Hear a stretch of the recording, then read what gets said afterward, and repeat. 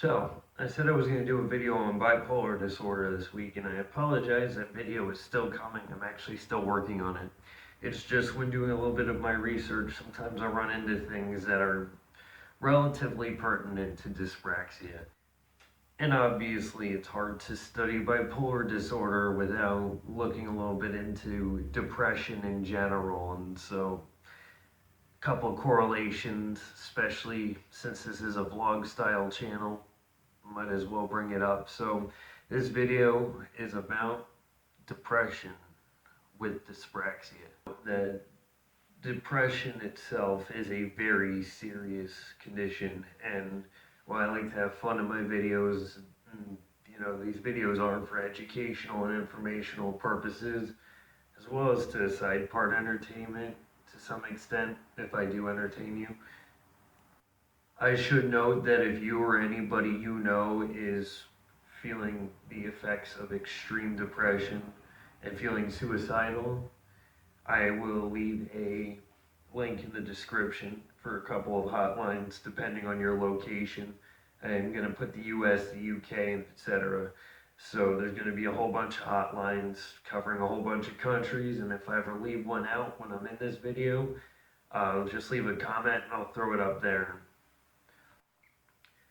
So when talking about depression, I'm obviously not talking about depression as a mood. And this is where a lot of the confusion and a lot of the frustration seems to happen when people discuss depression in more of a social circle.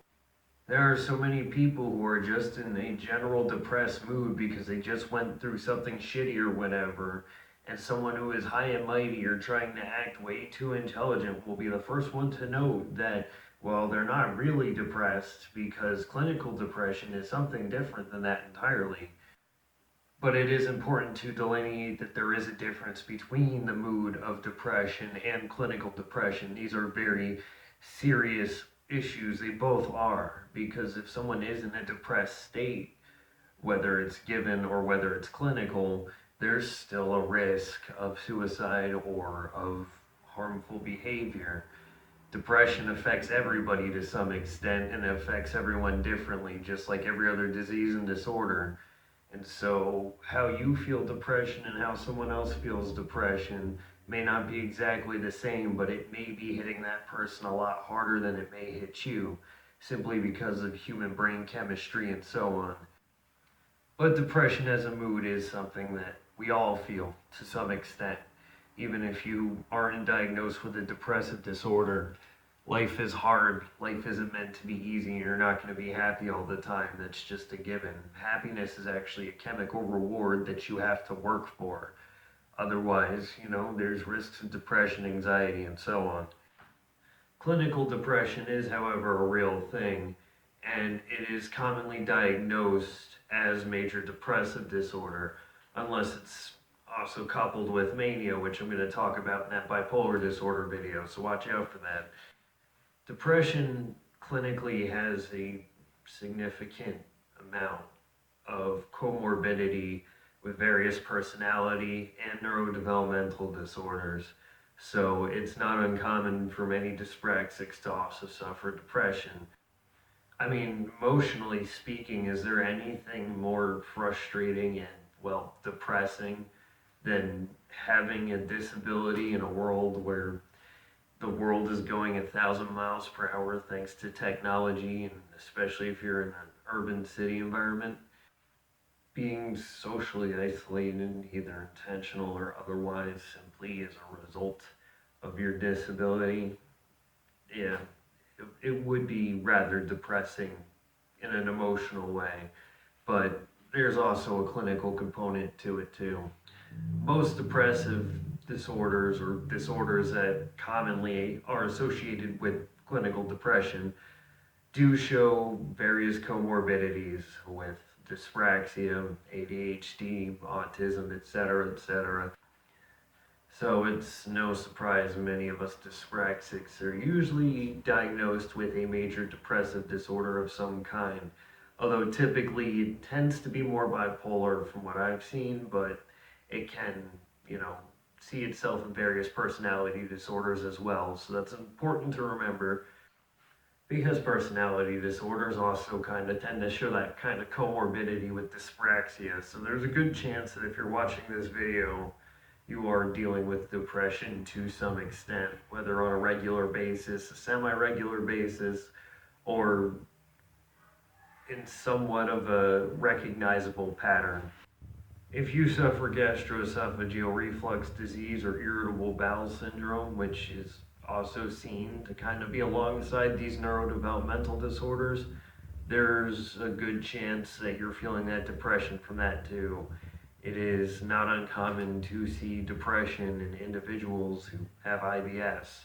And some think there's a correlation. It's really hard to say because IBS is more of a waste bin diagnosis and usually requires further treatment before actually finding a proper diagnosis. But it seems like IBS in general is a common thing that's seen in individuals with neurodevelopmental disorders. And whether that has to do with cognition or balance in some way, it's really hard to tell because the whole gastrointestinal system is a whole other complex system. And there's something called the gut brain axis where basically it's almost like its own mind, your gastrointestinal tract. So it's a really complex area of study, and gastroenterology is its whole science of medicine. So I'm not going to try to be an expert and try to speculate on things that I really don't know that much about. But the correlation between irritable bowel syndrome and these neurodevelopmental disorders is relatively significant and worth noting, especially in a video about depression. You also have to keep in mind that depression does affect one's motivation and one's ability to do things simply because it's making you not interested in doing things. The science behind depression, at least in a clinical way, is that the receptors in the brain that dictate mood, for instance, serotonin and so on, aren't regulating as properly as they should, so they're not pumping out enough of those pleasure chemicals, even when you do something that would normally stimulate those pleasure chemicals. Because of that, those of us that are depressed tend to show a significant drop in motivation, as well as just the total inability to really want to do anything. You throw in the fact that dyspraxia affects us in such a cognitive and physical way that we are fatigued most of the time, and it can really affect one's work performance or even their whole social life in general. Nerpo, this guy, he left this comment here. I'll let you guys read that for a minute. But yes, like I mentioned in the Emotions with Dyspraxia video, we tend to make friends significantly easier, but keeping those friends is significantly harder. And the depression does have a lot to do with this. You have to keep in mind that dyspraxia makes it so that simple movements require a significant amount of effort from the brain. And these are very simple movements, like picking something up or even just walking. It requires so much brain power that we are constantly fatigued, and everything we do just kind of takes that much more effort. You throw depression on top of that, and now you just don't want to talk to anybody either. You want to socially isolate yourself because nothing's going to interest you, including people. And while it may seem like you'd want to turn to somebody, with how the brain works and with how dyspraxia works, with the lack of motivation on top of the depression's lack of motivation, and we literally can't help it. It's just chemically we socially isolate ourselves, and it can end up to the loss of a lot of really close friendships if some people take it personally. But the key thing I've found is that many of my other friends are people who also suffer neurodevelopmental disorders and in turn usually suffer some semblance of depression. And they understand, just like I understand them. And that's probably one of the greatest things about the internet nowadays. While it is kind of making us depressed, it is bringing us depressed people together almost. I mean, a lot of the friends I've made right now, I wouldn't have like even known at this point if it weren't for the internet. So there is some positive to internet and chat groups and support groups, and you may end up finding that there may be someone really close to you or even in your area that is suffering in the same way that you are. And if they understand your situation, they're going to be someone that you can refer to on a regular basis. And in today's culture, where it seems like just about everybody either has a disorder or is convinced they do, we tend to see a lot of people who are a little bit more open, a little bit more understanding these days. And if you do get the occasional person who really takes it personally or to heart and they're not willing to understand what you're going through, then don't bother with them. You have to keep in mind it's not the fault of the general population that they prefer to have social bonds. In general, we as humans evolved because of our social bonds. And it's because of the gossip and because of everything that we do socially as a species that we are still around and alive and dominating the planet today. So when you break these evolutionary social bonds, or at least what's accepted to be social bonds, and for that person that may not be withdrawing from conversations, for that person it may be being out there all the time and regularly keeping conversation. So you can't really blame them because they just think differently to some extent. And it's not that they're thinking right or wrong either. I mean, it's really subjective how your social life is. And while some people may perceive others as losers, usually that's just to hide their own insecurities. And if someone really takes it to heart and doesn't agree with you, or you guys just don't like each other that much, there's about 7 billion, well, actually now over 7 billion people in the world, including me. All right, 9 times out of 10, there's going to be someone out there who you'll mesh with, either as a friend, a relationship, or otherwise. It's just the probability of the human species is so much better than that. We don't live in a perfect world, and how we dictate our own ideal idea of a perfect world, it's not everyone's. No one has the same idea of perfection. And there's never going to be a way where all us humans will get together and agree. This world peace thing is just kind of ridiculous. But it is also important to remember that we still are individuals who do have social bonds. And because of that, our social bonds are important, but who we choose to put in these social bonds are just as arbitrary as anything else. Well, yes, it's better if you agree with and understand someone else's plight. It's also important to remember that many of people are empathetic in general, just like us dyspraxics tend to be. And empathy goes a long way.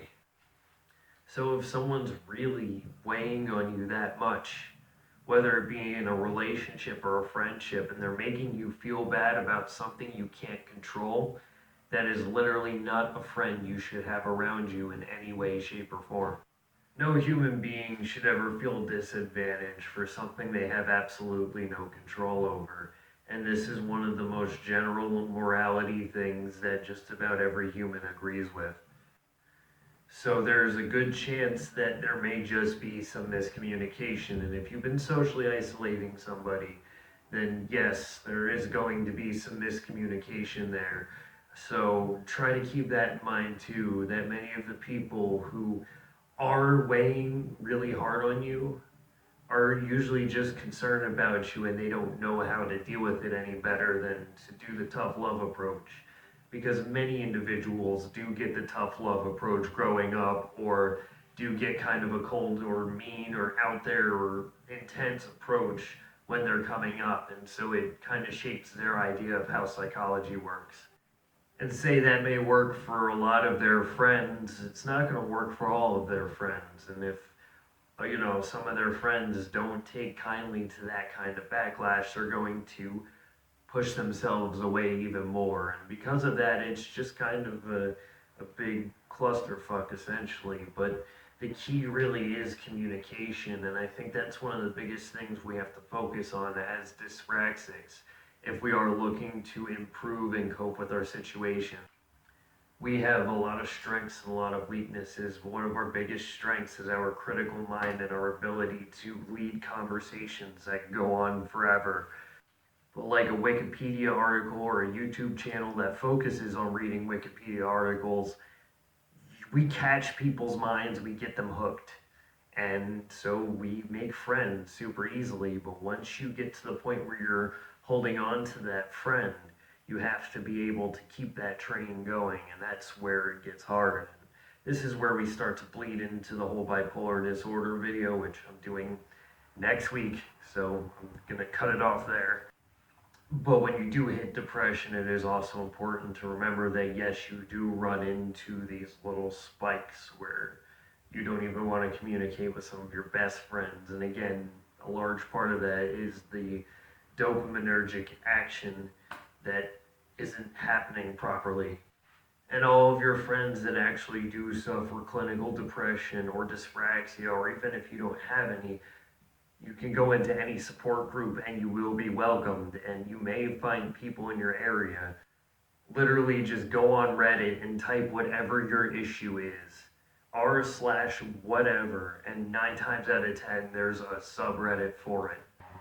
Yes, there is an R depression, and that's just one of the greatest things about the modern era is you can find a support group for just about anything and never have to leave the house anymore. Or you could take your support group with you to work and message them and talk to them whenever you want, because Reddit has an app on your phone.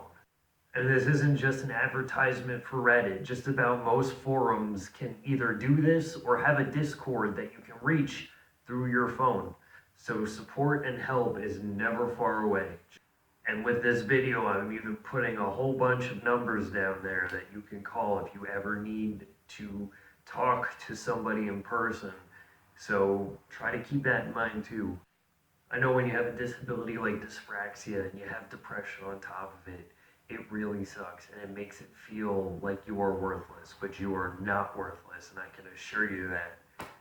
And even if you're not a YouTuber, it's been heavily speculated that Albert Einstein had dyspraxia or something similar, maybe even dyslexia or ADHD.